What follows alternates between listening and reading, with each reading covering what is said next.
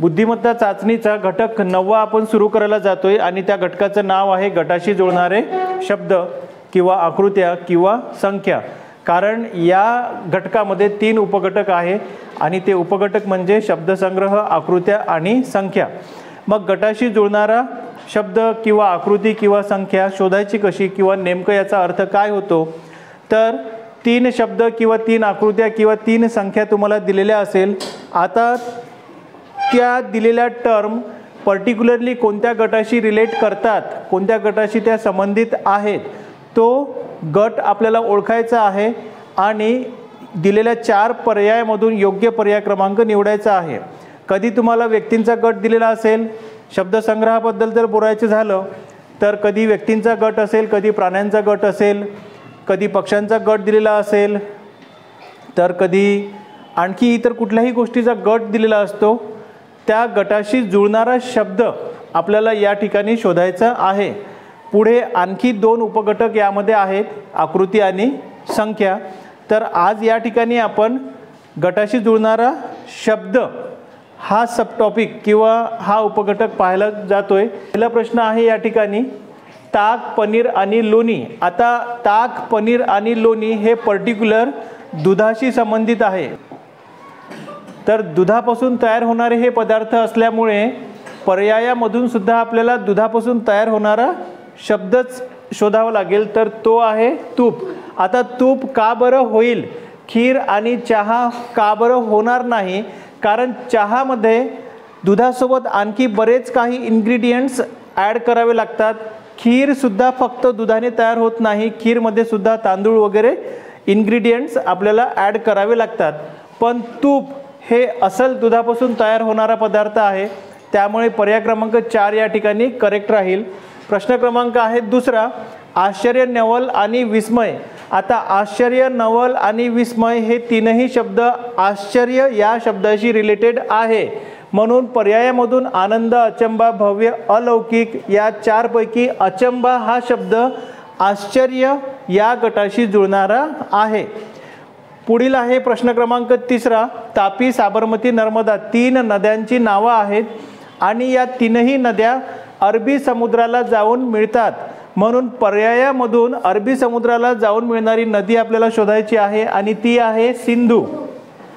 प्रश्न क्रमांक 4 या ठिकाणी आहे पेट्रोल, तेल आणि सरबत। आता पेट्रोल, तेल आणि सरबत हे 3ही लिक्विड आहे, म्हणजे यांचा जो गट आहे तो द्रव गटातील ह्या सगळ्या वस्तू आहे, पेट्रोल, तेल किंवा सरबत। मग गोबर गॅस लिक्विड नाही, बर्फ लिक्विड नाही, जेली लिक्विड नाही, तर दूध हे मात्र प्युअर लिक्विड आहे। दूध हा शब्द या गटाशी जुळणारा आहे, त्यामुळे दूध म्हणजे पर्याय क्रमांक 4 या ठिकाणी करेक्ट आन्सर होईल। पुढचा प्रश्न आहे प्रश्न क्रमांक 5, सुमंत, सचिव, न्यायाधीश।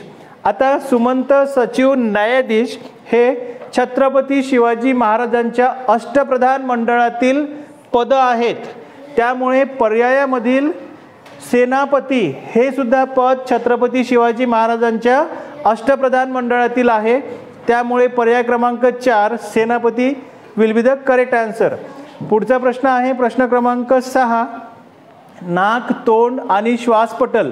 आता नाक, तोंड आणि श्वासपटल हे श्वसन नलिकेशी किंवा ज्याला आपण इंग्लिशमध्ये म्हणतो रेस्पिरेटरी सिस्टमशी रिलेटेड असणारे शब्द आहे, त्यामुळे पर्यायामधून फुफ्फुस म्हणजे त्याला इंग्लिशमध्ये लंग्स म्हणतात, तर lungs is the major organ related to the respiratory system. मग या ठिकाणी नाक, तोंड, श्वासपटल हे 3ही शब्द रेस्पिरेटरी सिस्टमचे आहे, म्हणून पर्याय क्रमांक 3 फुफ्फुस हा अगदी करेक्ट होईल। पुढचा प्रश्न आहे प्रश्न क्रमांक 7, माठ, मुळं आणि मेथी या 3ही पालेभाज्या आहे आणि यातली पर्यायामधून चाकवत ही सुद्धा पालेभाजी आहे, त्यामुळे पर्याय क्रमांक 4 या ठिकाणी करेक्ट होणार। पुढचा प्रश्न आहे 8, आंबोळी, इडली, डोसा। आता आंबोळी, इडली आणि डोसा हे 3ही पदार्थ तांदळापासून बनलेले आहे। इडली सुद्धा तांदळापासून बनते, आंबोळी सुद्धा तांदळापासून आणि डोसा हा सुद्धा तांदळापासून तयार केला जातो। पर्यायामध्ये काय दिलं आहे? पॉवर कट झालेला आहे इथे, तर त्यामधला मोदक हा तांदळापासून तयार झालेला असतो. आता इथे पॉवर कट झाल्यामुळे या ठिकाणी बोर्ड आपल्याला चालवता येणार नाही, पण पुस्तकामधून मात्र मी तुम्हाला पुढचे उत्तर सांगण्याचा प्रयत्न करतोय. पुस्तक या ठिकाणी आहे. प्रश्न क्रमांक 8 आपला झालेला होता, ठीक आहे. त्यानंतर 9वा आहे, लोखंड, विटा आणि वाळू ह्या तीनही शब्द इमारतीच्या बांधकामासंदर्भात असतात. त्यामुळे कापूस, कोळसा, धागा, सिमेंट, तर पर्याय क्रमांक 4 सिमेंट या ठिकाणी करेक्ट आन्सर होईल. त्यानंतर जहाज, मोटार, रेल्वे हे तीनही वाहन आहेत आणि पर्यायामधून सुद्धा आपल्याला वाहनाचीच निवड करावी लागेल. तर त्यामध्ये सायकल हे सुद्धा एक वाहन आहे. त्यामुळे पर्याय क्रमांक 2 will be the correct answer. पुढचा प्रश्न आहे 11वा, दरवाजा, वही, मोजपट्टी. दरवाजा, वही, मोजपट्टी हे या तीनही वस्तू रेक्टँग्युलर शेपमध्ये असतात. दरवाजा, वही, मोजपट्टी रेक्टँग्युलर शेपमध्ये असतात. तर पर्यायामधून रेक्टँग्युलर शेपमध्ये असलेली वस्तू आहे चटई.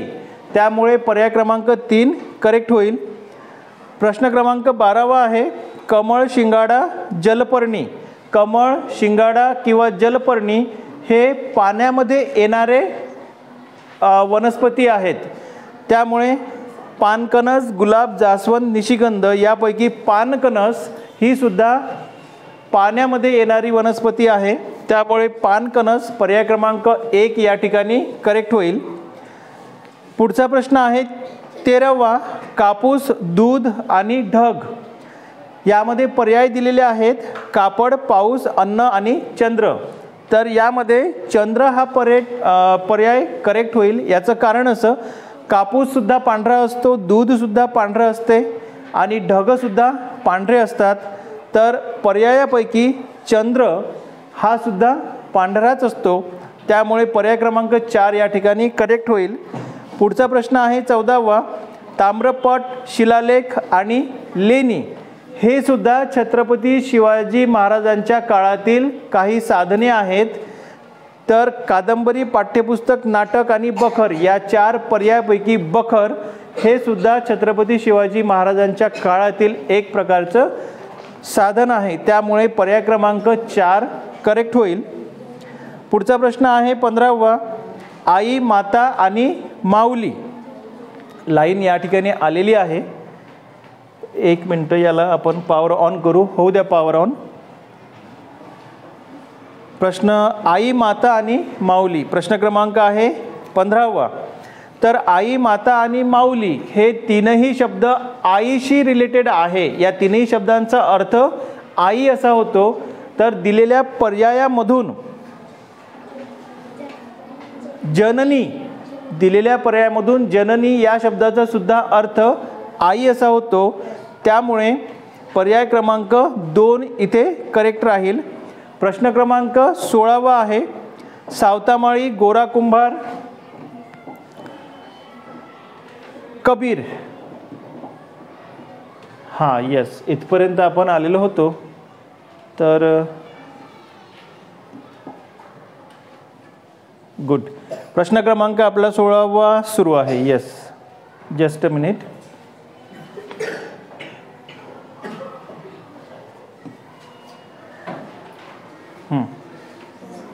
हा या ठिकाणी प्रश्न क्रमांक 16वा, सावतामाळी, गोरा कुंभार आणि कबीर.